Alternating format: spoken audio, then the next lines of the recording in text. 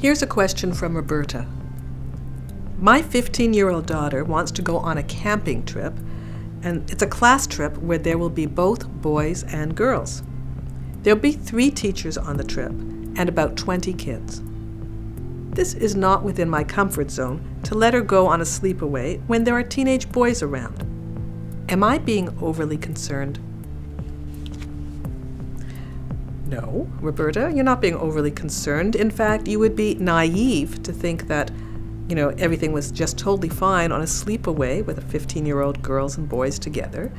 So the question is, what are you concerned about, right? It's not overly concerned, but you're concerned about something.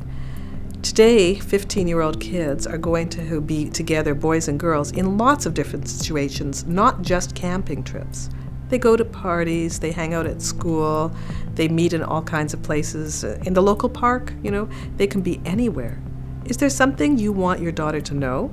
Then you should be communicating, okay? You need to talk to her and ask her about her life, show interest, right? And also tell her about your concerns, the things that you are worried about, the good things that you want for her, your ideas about what she might need to do to protect herself and help herself and keep herself healthy and all that stuff. You need a talk, right?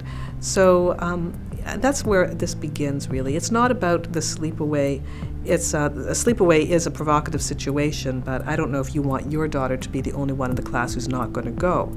The thing is, you can't really protect your daughter by keeping her away from boys, let's say. What you need to do is have her protected by having a thought process and a value system and an action plan, all kinds of practical things going on in your daughter's head, wherever she is and all the time. So that's why you need to sit down and talk with her. And let's have your concerns be put to rest, knowing that your daughter's responsibility to take care of herself, and you have given her everything that you can.